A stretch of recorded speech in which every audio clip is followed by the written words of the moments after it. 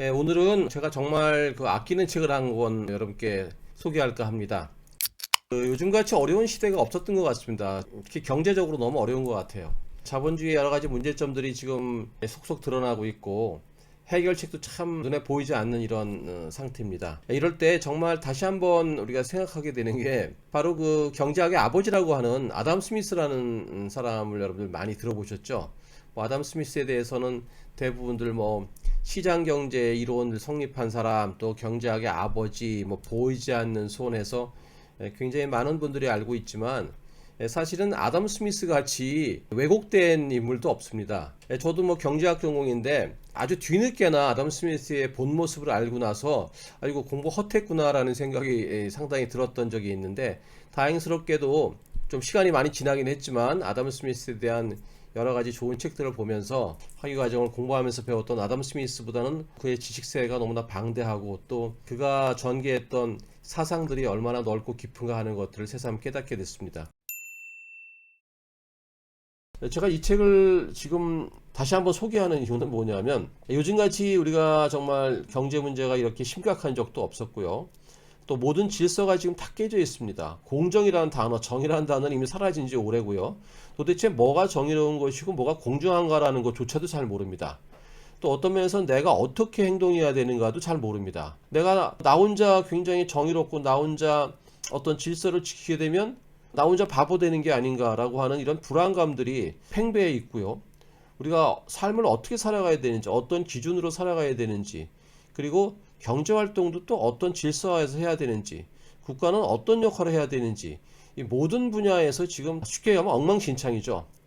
자, 이것들에 큰 지침을 내려주고 큰 질서를 잡아주는 것이 바로 이 아담 스미스라고 하는 대가의 얘기입니다.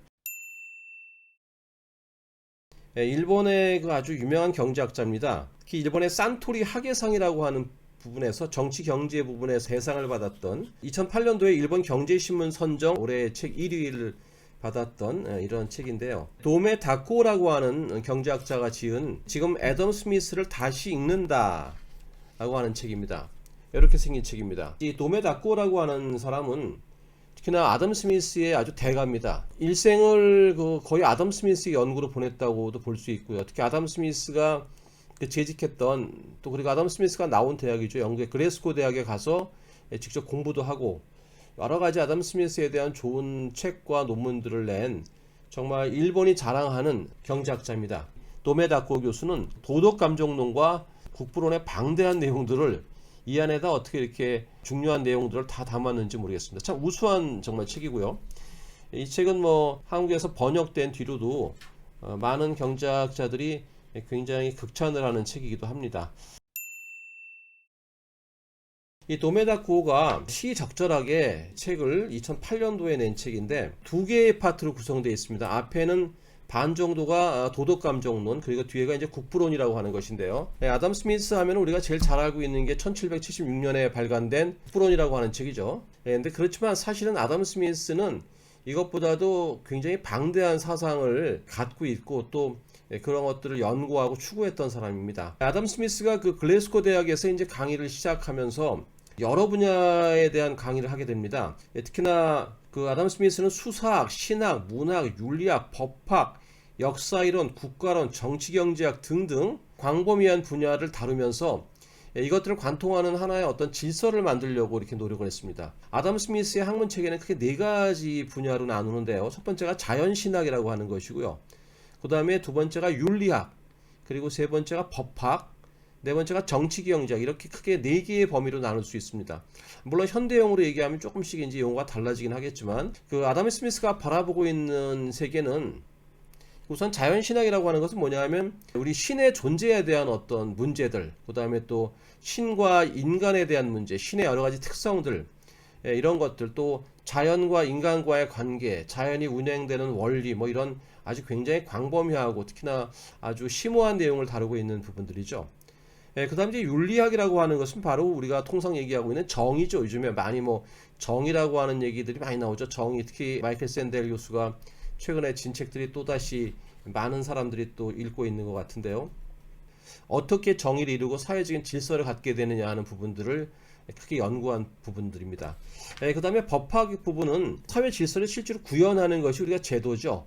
이 제도들을 어떻게 만드느냐, 국가가 운영되기 위해서 어떤 제도를 만드느냐, 그 다음에 국가, 사회 나아가서 국가 간의 또 질서, 인류의 질서들이 만들어지기 위해서는 어떤 법 체계가 이루어져야 되는가 하는 부분들을 또 아담 스미스가 굉장히 중요하게 여겼습니다. 그 다음에 이제 아담 스미스가 보고 있는 정치 경제학이라고 하는 파트가 바로 이제 우리가 물질적인 생활들, 특히 경제 생활을 하면서 그 안에 어떤 원리들이 움직이고 있는가, 또 어떤 질서가 있어야 되는가, 그렇게 될 때 우리가 인간이 한평생을 살아가면서 균형적인 삶을 살 수 있을까, 또 인간의 군집들인 사회가 전반적인 질서를 얻으려면 어떠한 경제의 원리들이 작동해야 되는가 하는 부분들, 이런 것들을 다루게 된 것이죠. 그래서 이 중에서 가장 중요한 것이 우리가 그 정의, 윤리학에 해당하는 부분들인데요. 여기서 이제 아담 스미스의 대작인 도덕 감정론이라고 하는 책이 나오게 됩니다. 아담 스미스는 우리가 국부론으로 잘 알고 있지만 사실은 아담 스미스의 저작 중에서 가장 위대한 것은 도덕 감정론이라고 하는 책이죠. 아담 스미스도 특히나 이 책을 굉장히 좋아해서 자신의 무덤에 도덕 감정론의 저자라고 좀 적어달라 이렇게 얘기할 정도로 그 도덕 감정론을 정말로 중시했던 것 같습니다. 그 다음에 아담 스미스의 정치 경제에 관련된 사상들의 집대성한 것이 바로 이제 국부론이라고 하는 책인데, 그래서 이제 전반적으로 사회 질서와 우리의 생활의 질서, 그 다음에 국가의 질서, 인간의 전반적인 삶들, 또 사람과 사람 간의 관계 속에서 어떤 질서가 있어야 되느냐 하는 부분들에 대해서 두 가지가 바로 도덕감정론과 국부론이 서로 상통하는 그런 원리들을 갖고 있습니다. 그래서 국부론을 잘 이해하기 위해서는 사전에 바로 아담 스미스의 도덕감정론을 반드시 읽어야 된다라고 그렇게들 주장하고 있는 것이죠.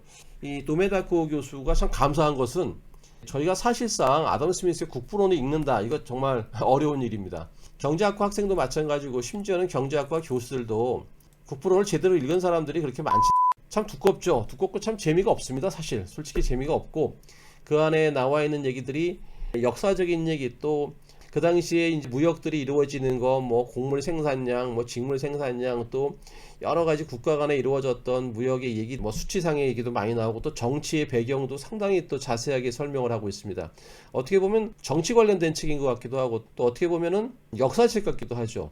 그 안에 사실은 경제 관련된 파트는 그다지 크질 않습니다. 심지어 우리가 잘 알고 있는 그 보이지 않는 손이라고 하는 것도 정확히 2번이 나옵니다. 보통 한 번 나온다 그러는데 사실은 2번 나옵니다. 2구절에서 나오는 것이죠. 굉장히 짤막한 구절 속에서 사실은 그 안에서 자본주의의 원리, 시장경제의 원리가 있다까지 확대돼서 지금 설명을 하고 있지만, 사실상의 아담 스미스의 그 사상은 그것보다는 훨씬 더 깊고 넓습니다. 특히나 도덕감정론에서의 그 정의라는 파트, 또 윤리라는 파트 속에는 그 신이 인간을 창조할 때 우리 모든 사람들의 마음 속에는 공평한 관찰자가 있다. 그래서 우리가 정의롭지 못한 일을 한다거나 또 남에게 불이익을 주는 이런 일들을 하게 되면은 이 공평한 관찰자, 쉽게 얘기하면 우리가 양심 같은 걸 얘기합니다.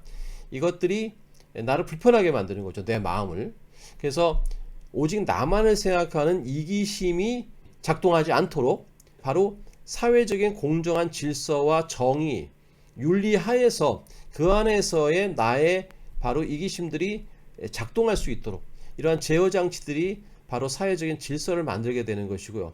이것이 나아가게 되면 우리가 경제 활동을 하고, 또 그 경제 활동을 하는 가운데서도 또 원리로서 작용함으로써 바로 수요와 공급 사이에서의 원만한 어떤 균형점들을 찾게 되는 과정까지가 바로 가능하게 되는 것입니다. 그래서 시장에서 수요 공급성에서 우리가 가격이라고 하는 보이지 않는 손이 갑자기 느닷없이 나온 것이 아니라, 사실은 아까도 얘기했지만 자연 철학부터 시작해서 쭉 내려오는 윤리, 그 다음에 법학, 그죠? 법 제도, 그리고 또 경제적인 질서, 이런 것들이 촘촘하게 아주 세밀하게 연결되는 것이죠.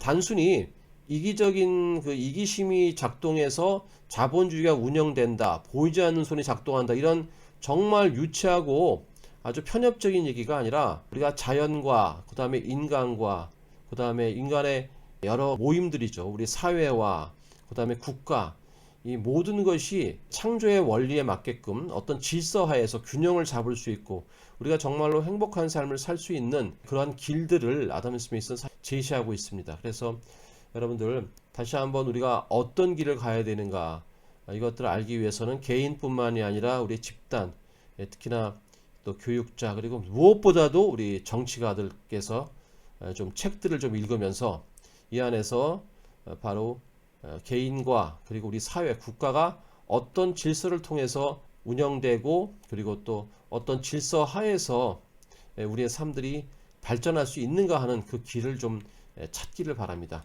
자, 그래서 오늘은 노메 다코 교수의 지금 애덤 스미스를 다시 읽는다라고 하는 이런 책을 하나 이렇게 소개를 했습니다. 꼭 한번 읽어보시기 바랍니다.